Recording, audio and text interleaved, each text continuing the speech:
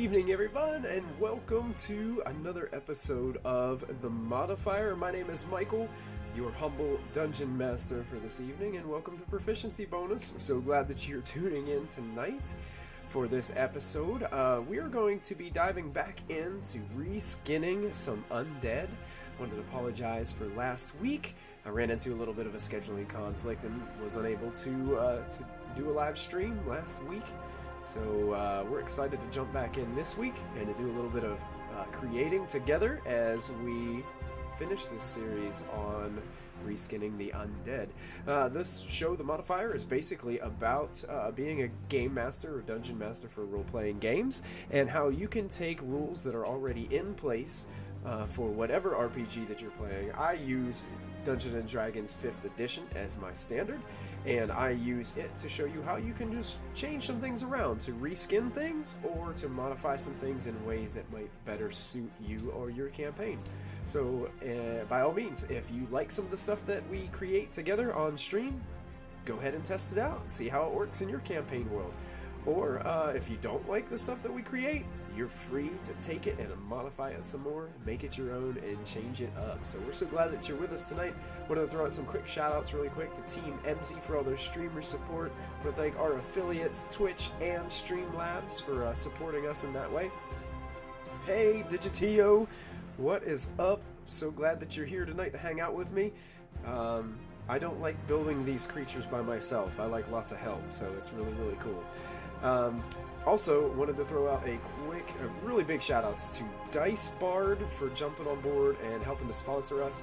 If you go to dicebard.com or if you type in !Dicebard in the Twitch chat, you can get a link to their website where you can get some awesome dice.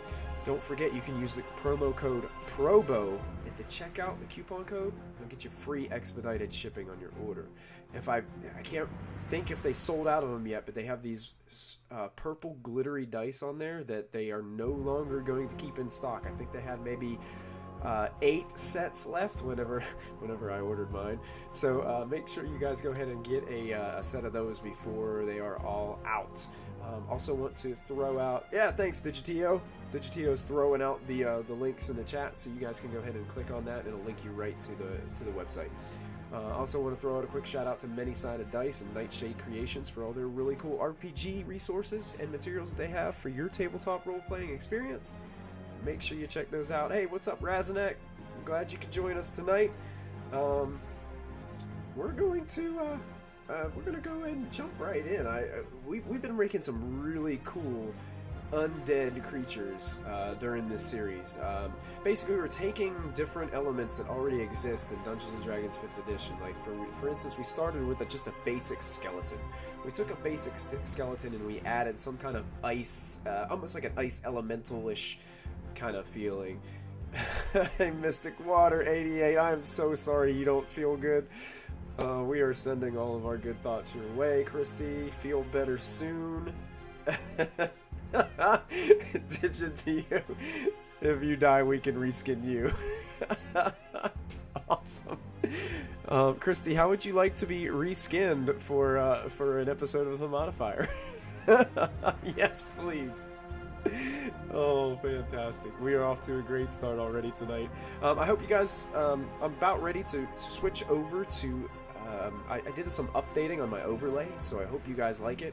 I didn't want it to get too crowded, but I threw some new things in there, so we're going to go ahead and flip over to our full screen, so you guys should be able to see some of the chat going on this time. I wanted to make sure I got chat in the videos for whenever our the people that can't be with us live can jump in there on YouTube and kind of check out how we got to where we did with some of these creatures. So I wanted to do that. Christy's asking for a con boost. We need to give her a con modifier, or maybe she was proficient with her saving throws on Constitution. That might be something that we can think about adding to Christy's character sheet in the future. For those of you who don't know, we will not have a live episode of Mystic Hour tonight. Christy is caught with the flu bug, so she's gonna kind of relax tonight, take a night off. I know some of you have been dying for a new episode of Mystic Hour. It will be coming next week, and it will be coming like it'd be crazy because I think she's having me as a guest, and that is just frightening. I don't know if that's ever a good idea to invite. You're not supposed to. I don't think you're supposed to do that. Like if you're in like a really like high profile rock band, you know, you got this high profile rock band, you don't ask your guitar player to open for you or something like that. It just seems odd. So it's like Modifier and then boom, right into the big show. I don't know if I can stand that. I don't know if I'll be able to withstand that kind of pressure, Christy. You put me under.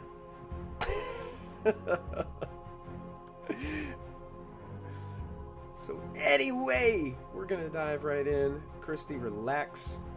Man up. I do need to man up, Christy. You are absolutely right. I'm going to have to just suck it up and deal with it. I will do the best job that I can. So let's hyphen it up. What we will do tonight, though, is in place of the live Mystic Hour, we will play a vodcast. I think we're going to vodcast episode 2 of Women in D&D, so make sure you check that out. We're going to throw that on there about 8:30. So...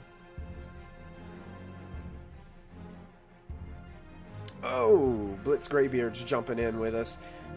Got conned into working late. Oh man, the con save didn't work for Blitz tonight.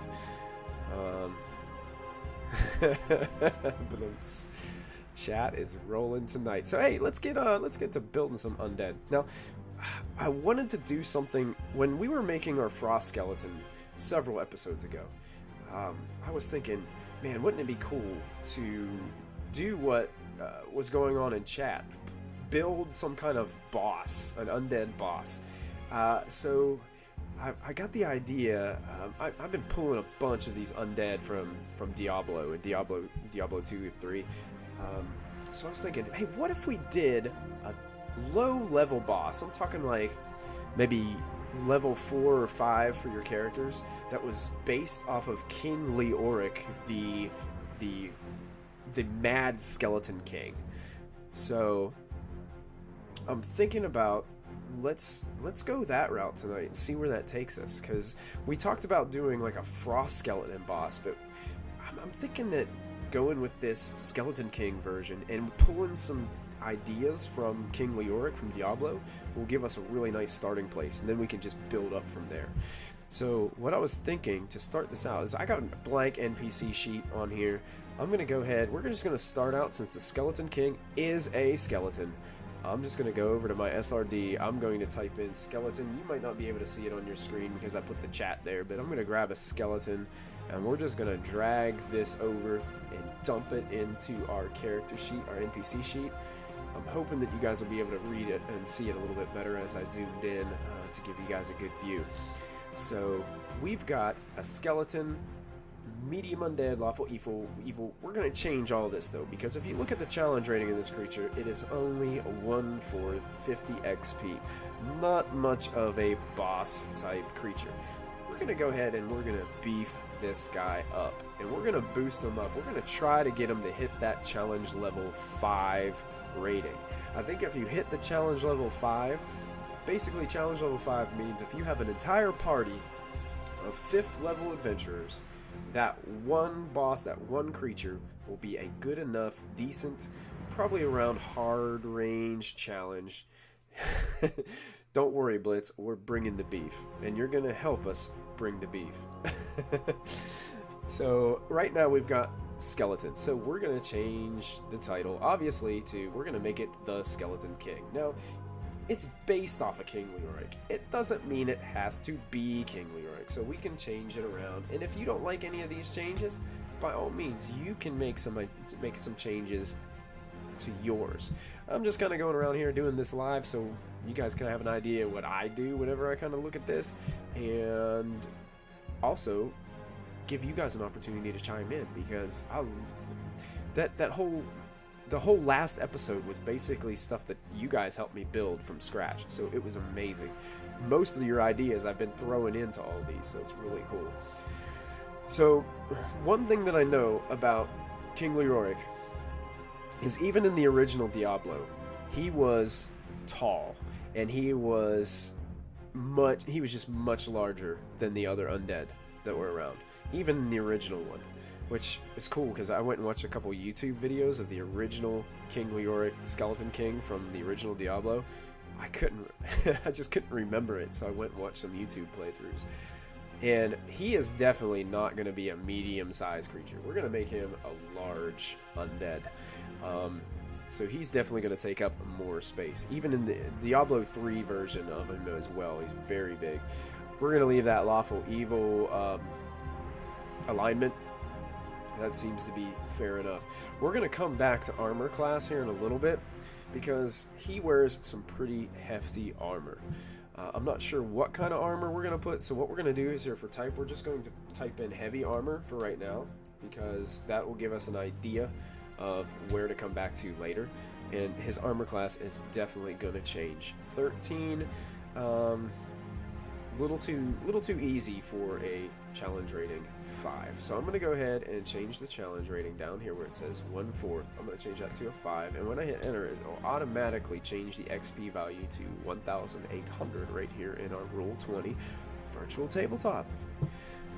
So we're already off to a really good start throwing those together.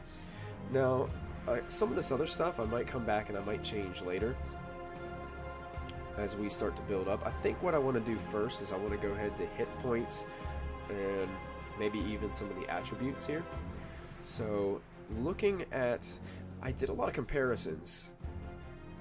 Yeah, boom, XP pinata, that's right. Definitely challenge level 5 gives you a boost. Let's start with hit points. Now, a lot of challenge rating is based off of armor class, hit points, you know, things, those formulas that D&D has stacked in it to kind of determine how hard a creature will be, how difficult the encounter will be against a creature. So our hit points, I looked at some other 5th level creatures, some CR5 creatures, and I got a couple of the following. I did the hit points from an Umber Hulk, which is in the monster manual, and they are about 93 hit points, and that's a challenge level, challenge rating 5 creature. I also have a Vampire Spawn, which is challenge rating 5, which is 82 hit points, and a Bullet, which is basically Land Shark, and it has 94 hit points. So I'm seeing a range between 80 and 95-ish to 100 hit points for our challenge rating 5. So I was thinking about starting them off, and we'll use the Umber Hulk's statistics for this. So I'm going to go ahead and put in 93 hit points, and for the formula, I'm just going to use the same formula they did for the Umber Hulk. So it's 11 D10 plus 33 is the formula they used. You know, give or take a little bit, you could do different things for this. You don't even really have to type in a formula there if you don't want to. It's totally up to you. I'm going to go ahead and put 93 as my hit points right there. While we're at it, we're going to go ahead and just guesstimate that the armor class of the Skeleton King is going to be a 16 with the heavy armor. Speed. Regular skeleton's 30 feet. We'll leave that there for now. If I was going to change it, I might change it to 25. Because to be 100% honest, all the Skeleton King videos that I watched from Diablo, he's honestly, when he's moving around, he's not that fast. It's his other special abilities that make him a challenge, and just the fact that he has a lot more hit points than anything else that you'll face during that level. And he has, you know, a good bit of heavy armor on too, so that always helps. So I'm just going to leave it how it is for now. I might change it to 25 later, depending on what I think about all this other stuff that we had at the bottom, which is going to get fun. So now we got attributes. This is for a normal skeleton. I'm thinking about making some changes here, but I'm not 100% sure about what changes I'm going to make. So those of you in chat, if you were fighting against a large undead skeleton king, imagine a huge skeleton wearing this thick plate mail armor with this massive two-handed weapon. he wears a crown, a bejeweled crown, mad crown on his head. What of these attributes, what kinds of things would you change? Feel free to go ahead and type away in the chat, because I would love to hear your suggestions on this. Because to be honest, thinking about taking strength, and I'm gonna boost strength up. Just because he's a large creature, I think he would be a little bit stronger. He's not gonna be super strong, because obviously he's a skeleton. He doesn't have any muscles really. But he's wielding a massive sword, and he's going to be wearing heavy armor. So I'm going to boost up his strength a bit. I may take it up to, we'll start 14.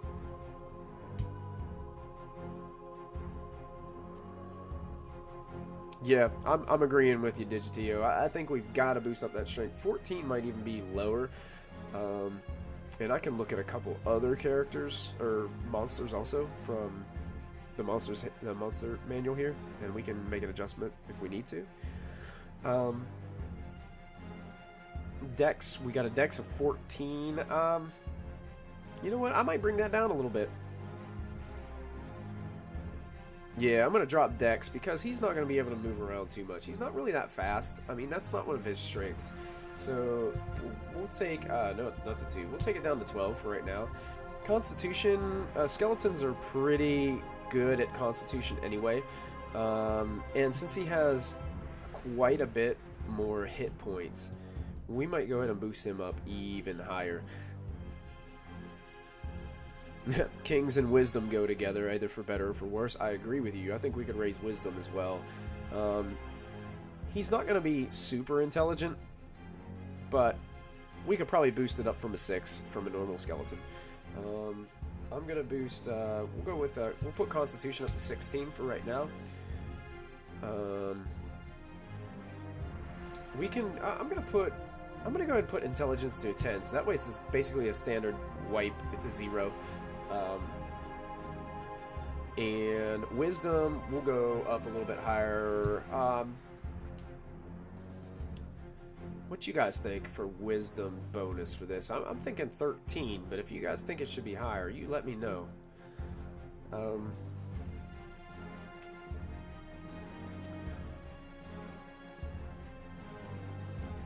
just gonna put a 13 in there for now. If you guys think we need a little bit more Wisdom on the Skeleton King, you let me know in chat if you think it should be higher, or if you think it should be lower, because I'm all ears on that one. And Charisma, what we're going to do is we're just going to take it to an 8, just to make it better than a normal skeleton. Yeah, it's a skeleton. You know, he's going to be, even though he's a boss, he's going to be a skeleton. Orcord jumping in, the classic Charisma dump stat. Yeah, I know, Digitio, but, you know, he's a skeleton. I want to make one time a skeleton character that's very charismatic. I think that would be hilarious. I think it would. Orcord chimes in. I would be inclined. Yeah, lower the dex. He's wearing heavy armor. Yeah, let's go to 10. Let's just give him basically a standard 0. So he won't get any bonus to his dexterity at all. I agree with that. So those look like pretty good stats to start with. If I was going to look at it and change anything later, when we get to his attacks and things, we might want to raise the strength attribute a little bit to make him a little bit more menacing if we need to. But that's a good place to start. I mean, it's cool to start with something just to get it on there, and then once we start to get some of these abilities and skills in there, and we say, that doesn't feel right, we can go back in and we can modify that even more. I want to give him a couple saves. Right now, a skeleton doesn't get any bonus to saving throws, so I want to give them a chance to add him to add his proficiency bonus to these saving throws. Dex, since he's so low in Dex and Intelligence, obviously Dex and Intelligence. Good question, Orcord. What is he wielding? A glaive? In Diablo 3, he wields this super big it would be two-handed for a normal creature, but for him, he wields it with one hand. It's this huge mace that has these almost like sharpened blades on the end that he just swings around like mad. I went back and I watched the original Diablo, and I almost like this better. But the Skeleton King wields a two-handed greatsword, and it is enormous. And he just basically strolls and struts around his lair and raises undead and just hacks away at you with this thing. So we're gonna make him wield a two-handed greatsword. I just think that's just more menacing, and I just like the look of that original Skeleton King weapon. So that's what we're gonna make him wield. So he's definitely gonna need the strength. Yeah, it's like some kind of Morningstar mace. I don't have a picture of it to show you guys, but yeah, it's pretty nasty, but I still like that original weapon from the original Diablo. Now, there's a ton of things I hate about him in the original Diablo 2. But we'll get that later. I'm gonna double check my monster manual to make sure. I think challenge rating, they have proficiency bonuses in here based on challenge rating. So I'm gonna check out proficiency bonus by challenge rating. Yeah, here's page 8. Challenge rating 5 gets a +3 proficiency bonus. So awesome. We got a +3. So we're gonna give him strength saves. So I believe a 14 gives us a +2 plus another 3 for proficiency. So he'll have a 5, a +5 bonus.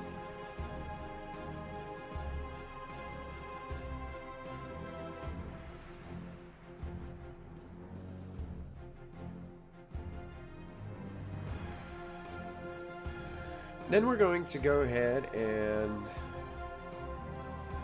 let's give him a con save. Con or wisdom? What would you guys do?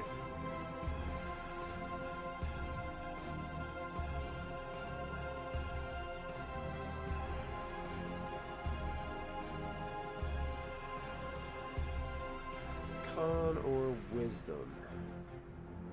Thinking about what kind of spells would get thrown at this guy. Con save is thematic. Yeah. Blitz would be good to chime in on this because he knows about a lot of spell effects, especially at this level.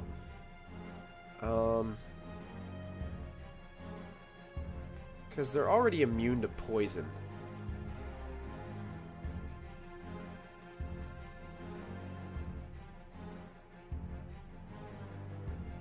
We'll put it in con for now, and if we want to change it later, we can change it later. So that's actually going to be, I believe, a 6 Constitution save.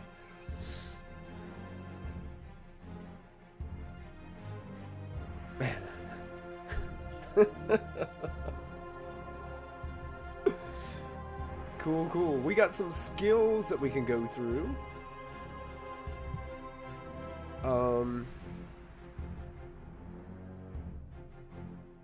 What kind of skills could we give the Skeleton King? I think maybe athletics would be a good one, based off of his strength.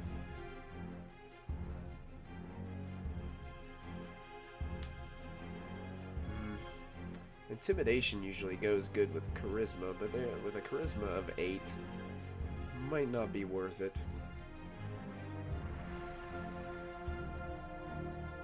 Survival might be good. Might not get to use it all that much. But we could put it in there, that'd be a good idea. I believe survival is based off of wisdom. So we could make him have his proficiency bonus plus, I believe that makes it 2. So that'll be a 5 in survival. And also athletics. It's a 5 in athletics. Yeah, because I think that'd be a good skill to have, especially if you're trying to go up and grapple this Skeleton King. I think that would be pretty sweet. Damage vulnerabilities. We've got the normal skeleton has. Yeah, did you see him? Intimidation might be cool. Yeah, we'll put it in there. The only problem with intimidation is right now it's charisma based, so he's going to get a -1, so he's actually going to have a 2 in intimidation, but we'll put it in there for right now. Yeah, you can put intimidation based on strength. it's your DM's discretion too. So yeah, you could put intimidation based off of strength, then it would definitely bump it up to a 5, which would be cool. Yeah. Just looking at this guy, I mean, you'd probably be pretty intimidated by him.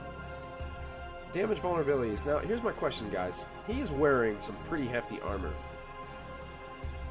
Now, with this vulnerability to bludgeoning, the regular skeleton is just wearing kind of armor scraps. So it's easy to kind of make contact with, you know, using your bludgeoning weapons on the bones themselves and crushing them. With the Skeleton King, it might not be as... It might be harder to hit with that bludgeoning weapon. So my question to you guys is, do you think we need to leave that vulnerability there? Or we can take it out and basically he's not vulnerable to anything? We could go either way on this. I was kind of thinking about possibly taking it out and making this a little bit more difficult, even if you do have a bludgeoning weapon. Because vulnerability basically means you're doing twice the amount of damage with that weapon. We can change it up. We can do something different.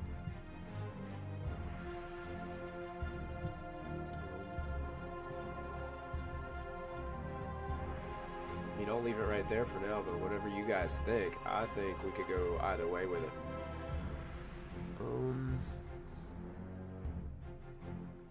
Hey, other Liam.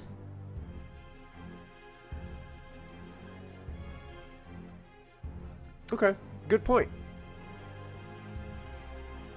That's a good point. Other Liam, you know, armor class basically implies that the armor isn't enough to hold up against the hit. So if it strikes through the armor class, it hits, and that's good. Digitio too. The higher AC might compensate. So if we set the AC high enough, then if you hit it with a bludgeoning weapon, then you know you deserve to get the double damage on it. So yeah, we'll leave bludgeoning there.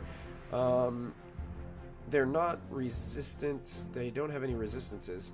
They are immune to poison. I'm gonna leave these. These are kind of like standard undead staples right here for D&D 5e in the Monster Manual.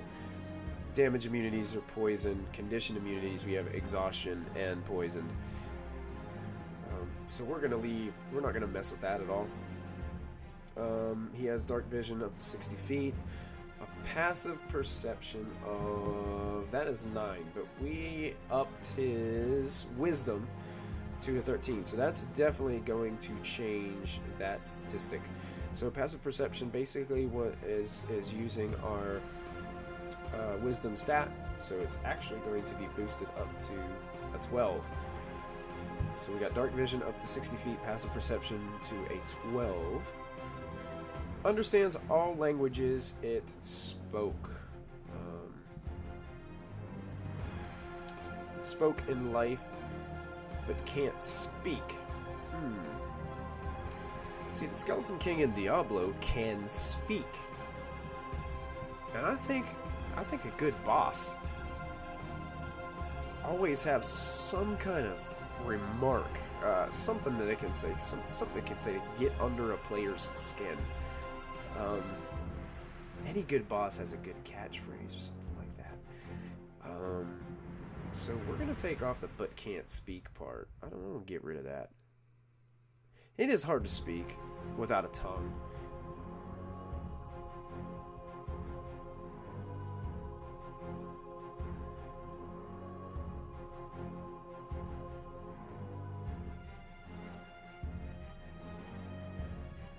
We'll just say, we'll put speaks and understands all languages it knew in life.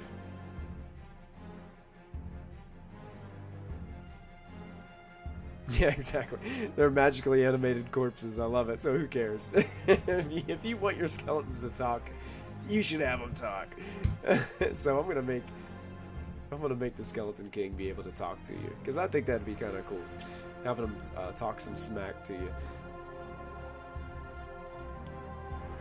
Oh yeah, the tongue is a lootable magic item. The tongue of the Skeleton King. Ooh. Digging that.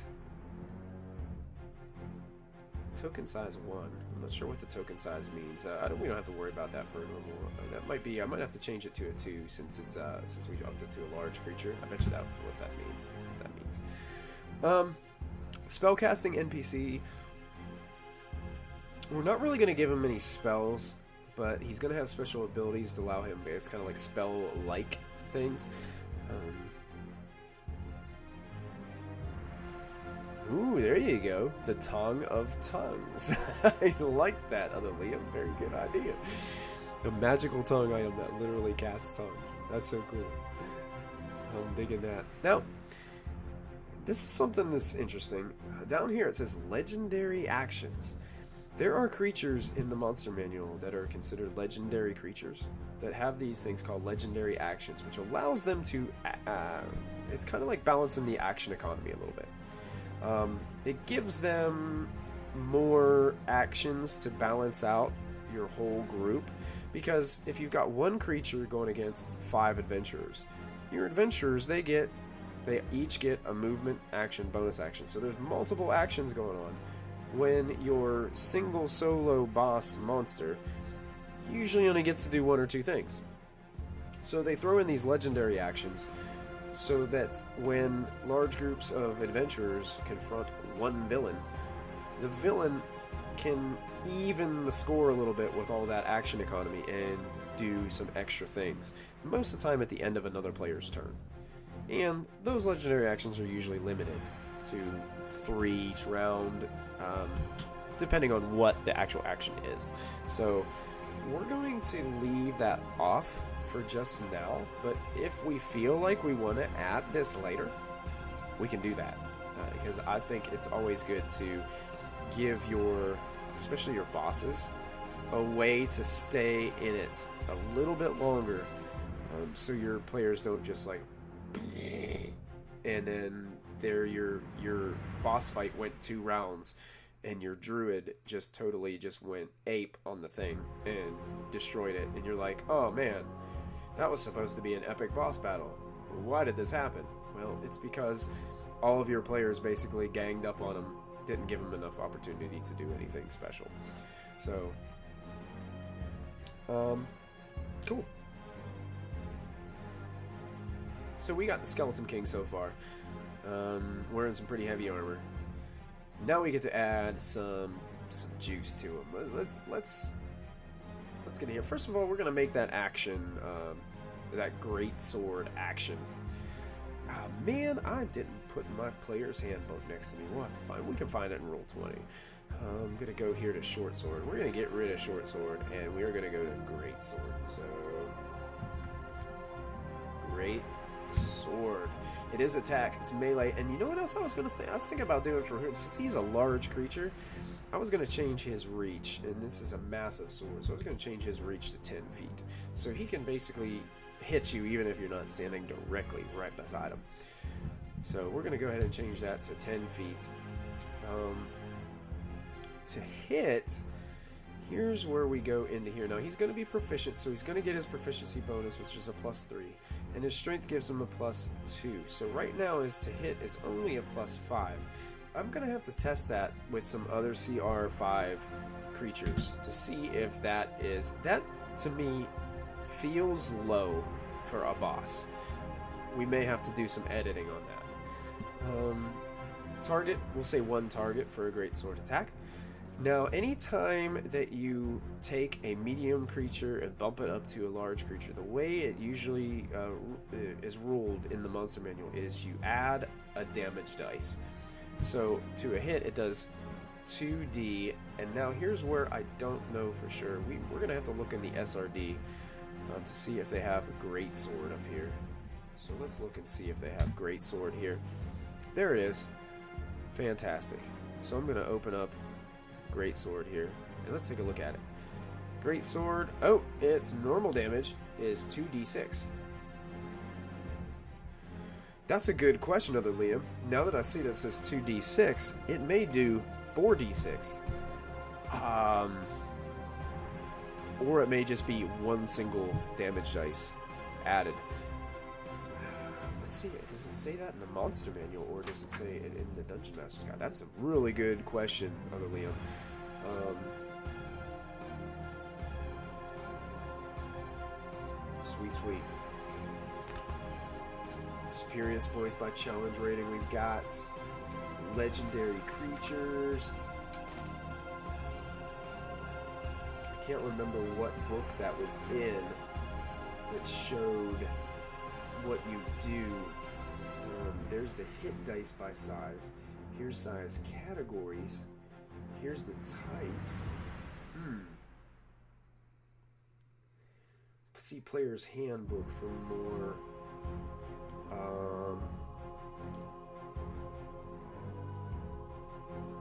Yeah, it's in here somewhere because I remember reading it and thinking, whoa, that's really neat. Yeah, it's true. This, yeah, anywhere from 4 to 24, man. That is a spread. Let's just do this for now. We're gonna go with 3d6. We'll just say we just add one die roll, and the damage is going to be based off of your strength bonus, which is +2. Which 3d6 +2, maybe pretty good. And I believe a great sword is slashing damage. I think that's what that said. So we're gonna put slashing damage right there, and that's our great sword attack right there. So just a single great sword hit does 12 slashing damage, and we can test that on some other CR level 5 creatures too. We can check and see if that damage is basically what we need to be doing. I'm just gonna go ahead and get rid of the short bow right here because he doesn't wield a bow, so we're gonna take that off of there. But we are going to add, you know what, I'm going to make him a little bit more menacing than that. I'm going to go ahead and add a multi-attack. So if we add multi-attack to this, and we're going to say the Skeleton King makes 2 great sword attacks. So not only can he make one of those, but he can take 2 swipes at you. So we got the multi-attack in there. And multi-attack usually goes above. Put it right up there. Cool. So we got multi-attack, we got the great sword we got in there. So now we're going to get started and have a little bit of fun with this. It's already 7:37. I tell you, we blast through these episodes pretty quick. One thing that I noticed that, and I looked up on a website that showed everything. The Skeleton King does one of the things that he had since the first original Diablo is he can summon skeletons. Basically, in the first one, he would just walk around his lair, strutting around, and just raising these skeletons that were usually skeletons with bow and arrows that would shoot you from a distance, because he didn't have any ranged attacks. He would just try to get up close to you and just beat you down with a sword. So he would summon these skeletons that could shoot arrows. So in Diablo 3 though, he can raise several of them, and I really like that idea. So we're going to do some kind of summon skeletons ability, and I'm thinking about, did we think about, we're not going to make it a reaction. We're going to make it, see, I'm like, part of me wants to put, yeah, it's kind of, yeah, it's like a mass raise dead. That's right, Ditch to you. But part of me doesn't want to make it an action. I don't know how to do this in terms of, so I'm gonna have him summon all these skeletons, and then just like in Diablo 3, he's actually going to what's considered a wraith walk. Basically, he teleports up to 60 feet away from the battle. So what I want to be able to do is have him summon the skeletons and teleport. But I feel bad because it almost is like, it's like taking away his action to do this when he could also do damage. But to me, I don't know how else we would do that, unless we somehow make that just like a special ability that he has.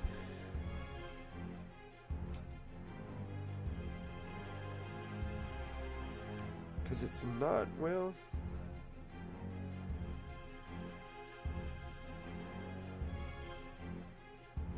There's the blink spell, but as a bonus action. We could do that. I want to put a limitation on it a little bit. Here's what I'm thinking. We could do that. He could do this as a bonus action, but we can also put a stipulation in there that maybe all the undead minions that he summons need to be destroyed before he does it again. Because I think if he did this as a bonus action on every one of his turns, it would get really, really annoying and really, really crowded. Because if you give him something that's that easy and he's just going to keep on doing it.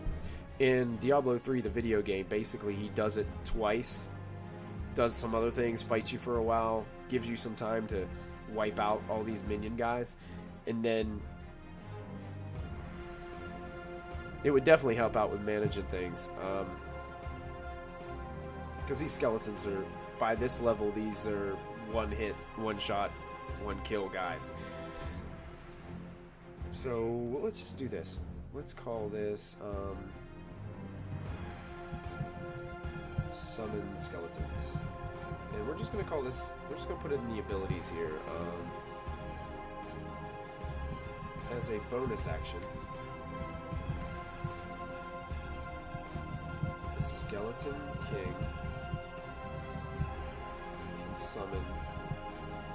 We're going to start with 1d4 plus 2. Skeletons.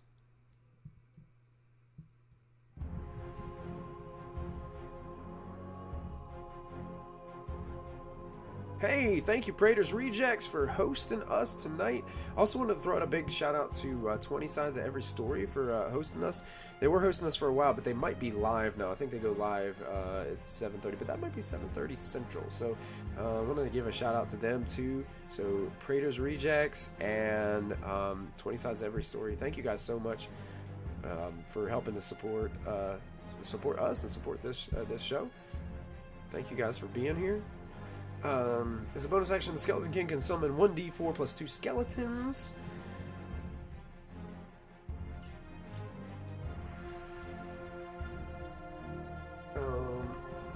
Within 30 feet of him.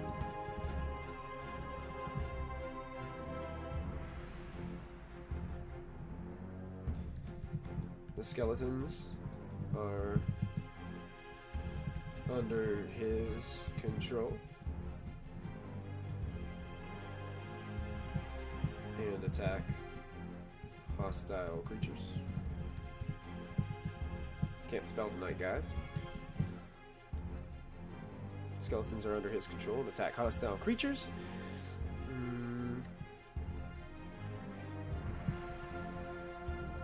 Immediately following the summoning,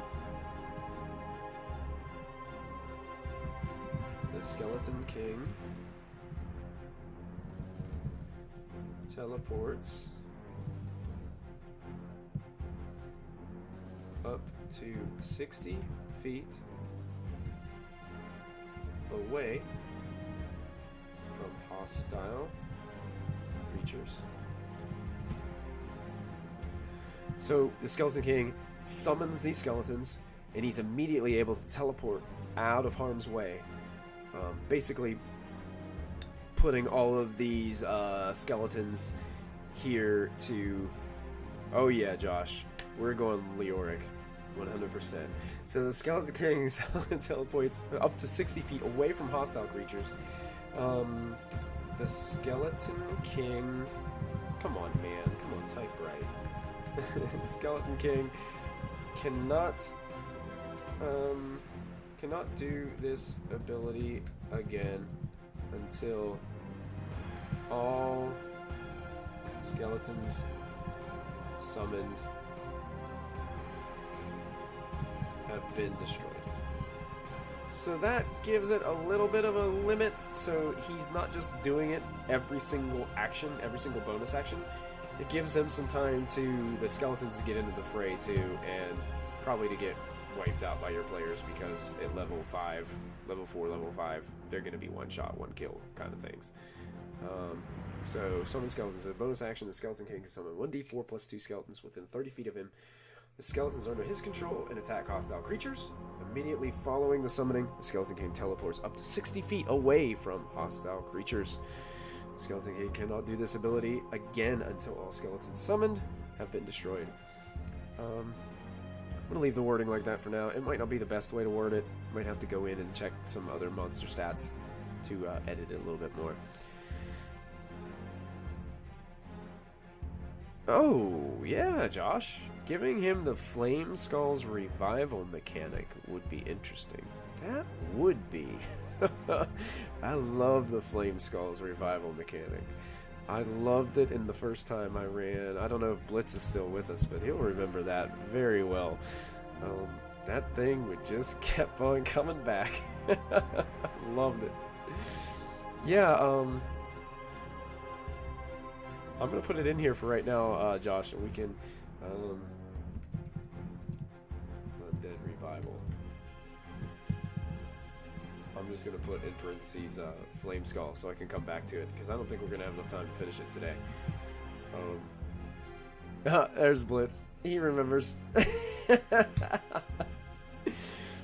I think they had to they lock that thing in like a metal chest or something. Yeah.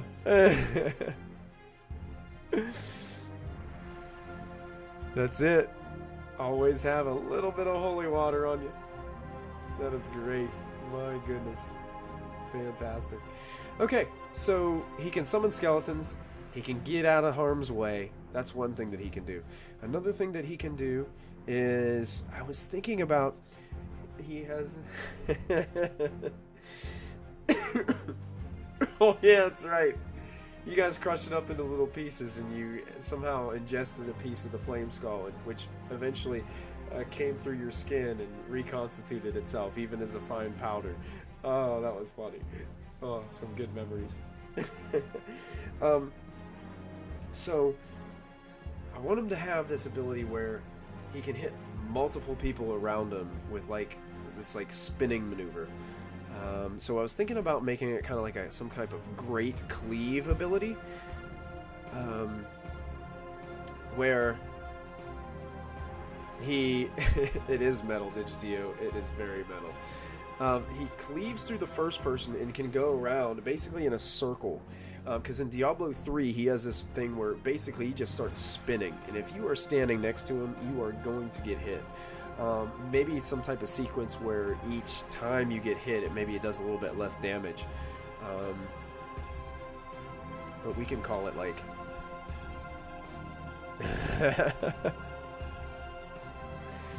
Yeah, we could use the cleave ability. So let me go ahead and we'll just put we'll call it Great Cleave for right now until we get a better idea of what we're going to add to him later.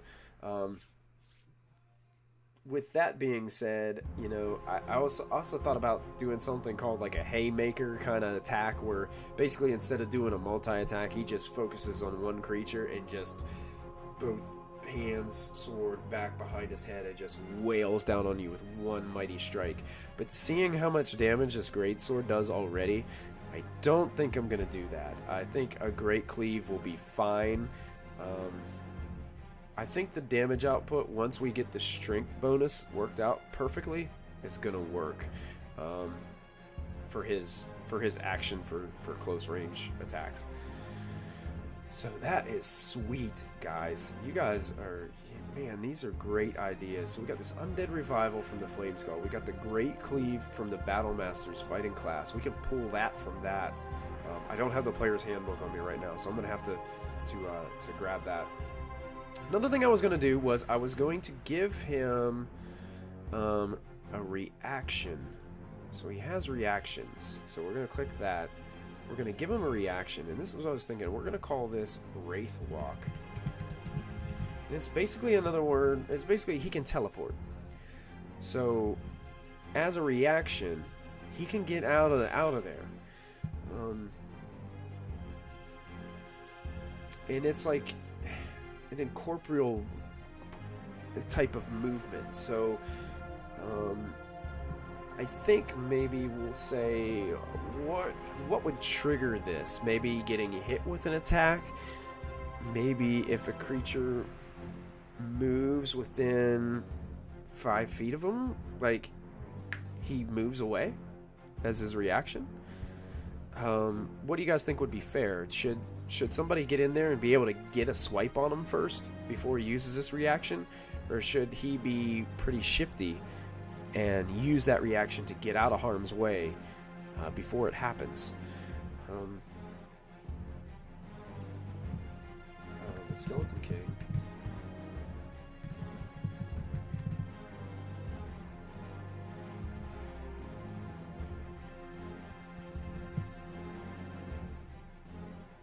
The Skeleton King can teleport. We'll say up to 30 feet.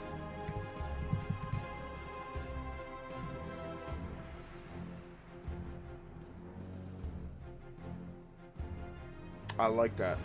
Up to 30 feet. If 2 or more hostile creatures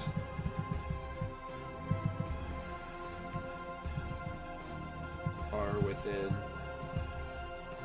10 feet of him. Skeleton King can teleport up to 30 feet if 2 or more hostile creatures are within 10 feet of him. So having fewer limitations on it would benefit in dire situations.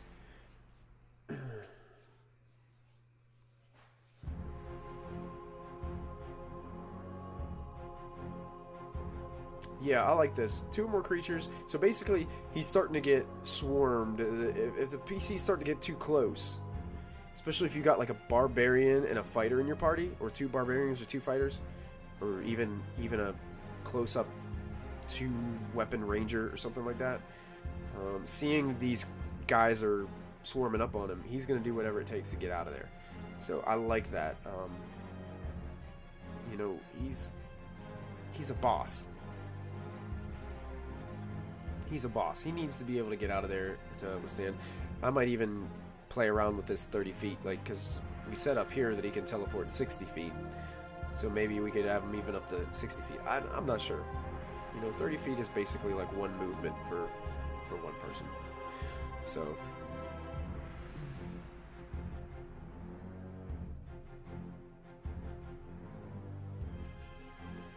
I don't know if that's such a dumb idea. Oh man, I love these ideas. Once per long rest ability, cast a different version of Maze on a player. Mr. Bones Wild Ride.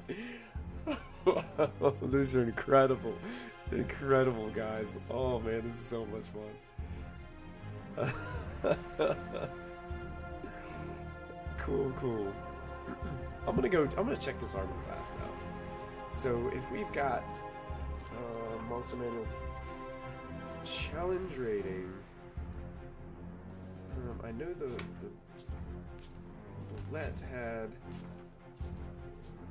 pretty hefty armor. Yeah, the Bullet's armor class was 17, and that's just natural armor.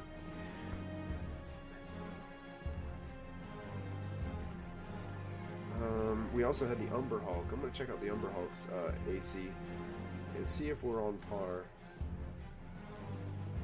for the armor class of our Skeleton King. Thank you guys so much for tuning in tonight and hanging out with me. I've been really enjoying building some of these NPCs and creatures with just awesome people in the community, so thank you guys for hanging out. Taking the time out of your evening to chill out a little bit and get creative. That's one of the awesome things about role-playing games and Dungeons and Dragons in general. Why can't I find the Umber Hulk? My goodness.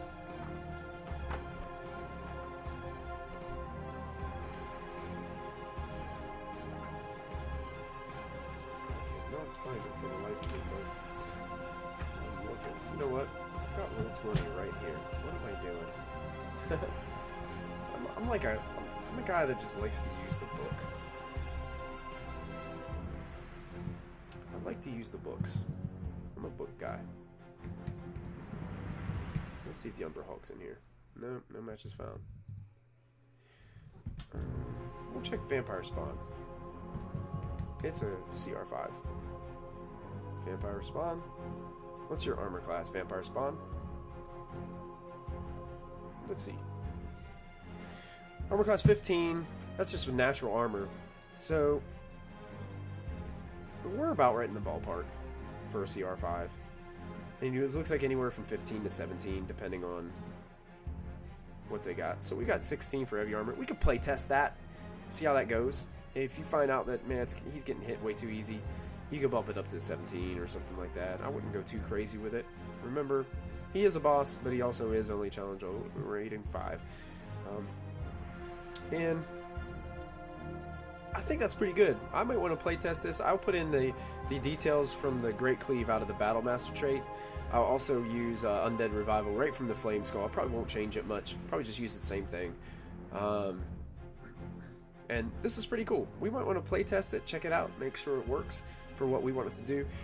Might want to check the strength. It might need to go up a little bit, depending on what armor or how much damage it's doing. If I look down here on the bullet, let's see how much damage it does per round to give us an idea how devastating he is. Let's see. He does, his attack is a bite. Whoa! Yeah. He has a +7 to hit one target, but he does 4d12 plus 4 on a bite, which is 30 points of damage. An average of 30 points of damage per round. So if we got 12 right now for his base, and we're multiplying it by 2 for multi-attack, that means we're getting at about 24, which is probably okay. I might want to boost that up just a little bit for a boss, so I might raise his strength one more, perhaps, to give him up to the +3. And he's got multi-attack, so he's making the 2 attacks, so he gets to add that average twice. And once again, I'll check a couple other CR5 creatures to see what their balance is as well when it comes to damage output, because we want to make sure that it's gotta do a little damage to your players. I mean, it's got to, especially a boss, you want it to hit him a couple times, and you want them to know that he is there and that there is some kind of threat. You want that threat, that to be imminent in your players, because if they're just like cakewalking all these guys, they're just going to turn into, hey, to be honest, a bunch of murder hobos. So yeah, Digitio, if you get a chance, other Liam, you guys want to play test this and check it out, or just build one of your own, man, that would be awesome. As we've got ourselves a Skeleton King. I don't know how your Skeleton King was born. Maybe perhaps it in life wore a corrupted crown. Maybe it was infected by some kind of evil energy or evil magic that once turned him into the risen Skeleton King once he passed from life. Maybe he's under I don't know, the control of the demon Lord Orcus himself, the demon prince of the undead. Who knows? You can come up with endless ideas for your campaign, depending on what you're doing. So that's our Skeleton King tonight. Thank you guys so much for tuning in. We're going to have to go ahead and call it a night. And get yourself ready. We're going to do a vodcast of Mystic Hour tonight at 8:30. Also, if you're looking to support a couple other streams, a couple other channels, as I mentioned earlier, 20 sides to every story. They got some amazing content. Christy, no more Demon Lords. Yeah, I probably shouldn't have mentioned that so close to Friday. So if you if you don't know what's going on in Storm King's Thunder, check us out tomorrow night. We're going to be live at 8 p.m. Eastern Time for another great episode of Storm King's Thunder. I believe we're on episode 48, which is absolutely nuts. So make sure you guys tune into that. Hang out with us then. Going on a great adventure. Hashtag too soon. And another, as I was saying, 20 sides to every story. They got a great Twitch channel, great just great guys all around. Alex, who runs the channel, is amazing. They've got some great DMs that do a bunch of stuff. I think they do a lot of streaming of Adventure League and things like that, so you want to check them out. Also, Praetor's Rejects does a lot of games as well that are really cool to watch. So I think they might be live tonight. You can go ahead and check them out. And don't forget, next week we'll be back here with the Modifier, and right after the Modifier, we will have a live version of our Mystic Hour, which is another episode of Special D&D. I will be a guest on the show, so come and hang out with us.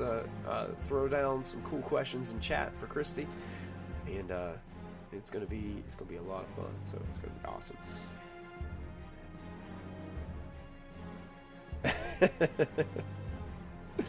Yeah, other Liam, that one was a rather intense episode of Storm King's Thunder. I don't foresee us getting that much in depth with the intensity, but hey, it's great.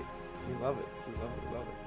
So thank you guys once again for tuning in. Thank you to all of our sponsors, all of our viewers, and hey, until next time we meet, just don't forget to add that proficiency bonus, guys. We'll see you guys next week. Thanks a lot for hanging out. Stop by tomorrow night for Storm King's Thunder. We'll see you all soon. Have a great night.